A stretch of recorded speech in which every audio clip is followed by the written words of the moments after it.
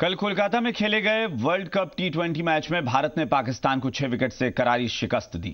Team India की जीत में शानदार भूमिका निभाने वाले विराट कोहली को मैन ऑफ द मैच का खिताब मिला।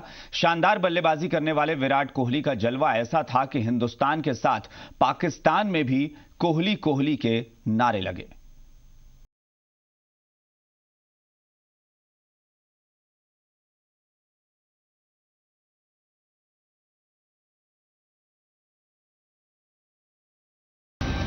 पाकिस्तान पर हिंदुस्तान की विराट जीत का जश्न।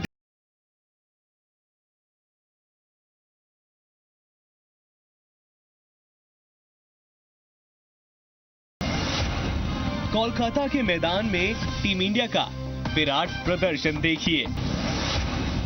हिंदुस्तान और पाकिस्तान में कोहली कोहली की धूम देखिए।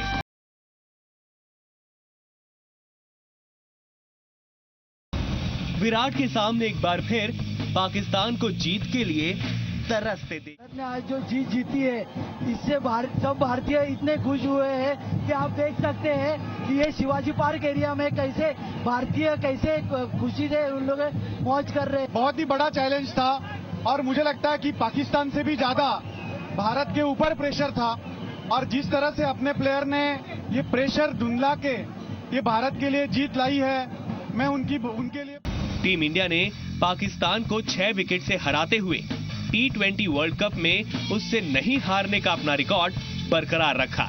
पाकिस्तान के 118 रन के जवाब में टीम इंडिया ने विराट कोहली की बेजोड़ बैटिंग की बदौलत 15.5 ओवर में 4 विकेट पर 119 रन बनाकर अपनी शानदार पारी में विराट ने 37 गेंदों में 55 नाबाद रन बनाए। शानदार पारी है, मैं कहूंगा उनकी टी20 की आज तक की बेस्ट पारियों में से ये होगी। और जब बहुत ज्यादा जरूरत थी, बहुत ज्यादा एक्सपेक्टेशंस थी विराट कोहली से, तो उसने प्रूव करके दिखाया and he is really made all of us proud and I am really proud of him. इधर विराट के बल्ले की धूम मची तो दूसरी ओर पाकिस्तानी कप्तान शाहिद अफरीदी को हटाने की मांग शुरू हो गई। इससे पहले बारिश की वजह से मैच देर से शुरू हुआ। ओवर कम करके 18-18 ओवर का कर दिया गया। मैच शुरू होने से पहले महानायक अमिताभ बच्चन ने राष्ट्रगान गाया, जबकि सचिन तेंदुलकर समेत भारत और पाकिस्तान के पूर्व क्रिकेटरों को सम्मानित किया गया। ऋषभ शर्मा, जी मीडिया, कोलकाता। पीएम मोदी से लेकर राहुल गांधी और सचिन तेंदुलकर ने ट्वीट कर टीम को बधाई दी तो क्रिकेट प्रशंसक सड़क पर निकल आए और जमकर जश्न मनाया।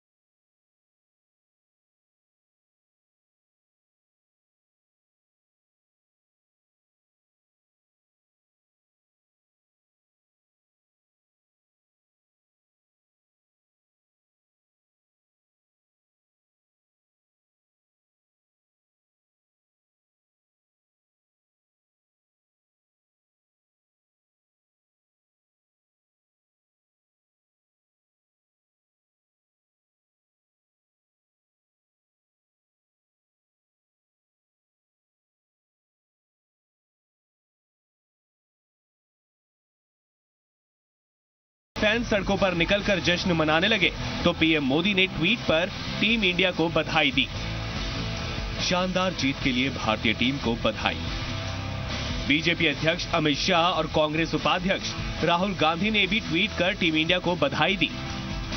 पाकिस्तान पर रोमांचक जीत के लिए भारतीय टीम को बधाई। वर्ल्ड कप में पाकिस्तान के खिलाफ जीतने का भारत का रिकॉर्ड बरकरार है। शाबाश टीम इंडिया, हमें तुम पर गर्व है। की जीत के बाद सचिन ने ट्वीट कर खिलाड़ियों को बधाई दी और अभिवादन के लिए शुक्रिया कहा। Great win team India. जीत के बाद टीम इंडिया ने मेरी तरफ इशारा किया तो मुझे लगा कि मैंने कभी टीम छोड़ी ही नहीं थी। भारत रत्न गायिका लता मंगेशकर ने भी ट्वीट कर टीम इंडिया को बधाई दी। नमस्कार, इस शानदार जीत पर मैं हमारी पूरी क्रिकेट टीम और कप्तान धोनी को बधाई देती हूं। मुझे आप सब पर गर्व है। एक और धोनी को लता मंगेशकर ने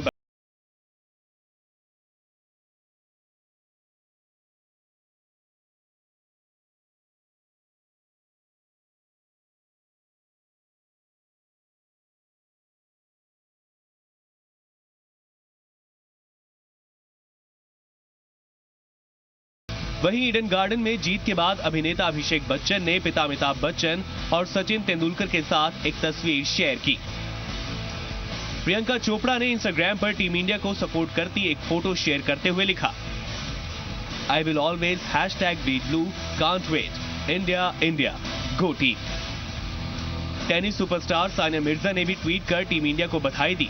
सानिया ने लिखा, अच्छा मैच, पाकिस्तान के लिए मुश्किल रहा, बल्ले बल्ले इंडिया, विराट कोहली तुम रॉक स्टार हो। अब भारत का अगला मुकाबला बांग्लादेश से 22 मार्च को होगा।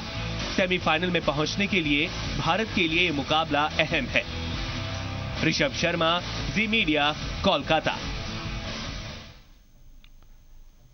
जहां पूरा देश जीत का जश्न मना रहा है, वहीं फाइलों में उलझे रहने वाले अधिकारी भी आज मैदान पर जूझते नजर आए। राजधानी के आरसीए स्टेडियम पर आईएएस और आरएएस के बीच फ्रेंडली क्रिकेट मैच खेला गया। आईएएस एसोसिएशन ने टॉस जीतकर पहले बल्लेबाजी करने का फैसला किया और पूरी टीम 19.1 ओवर में 142 रन बनाकर आउट हो गई। आईएएस टीम की कप्तानी अजीत कुमार सिंह ने की तो आरएएस टीम की कमान पवन अरोड़ा ने संभाली। सब अधिकारी बहुत ही जोश में है, बहुत मैत्रीपूर्ण वातावरण है, यहाँ बहुत उल्लास है, बहुत उत्साह है और सभी लोग आनंद ले रहे हैं इसका। खादी अब नई पीढ़ी का परिधान बन चुकी है और फैशन डिजाइनर्स भी खादी के परिधानों को तवज्जो देने में लगे हैं।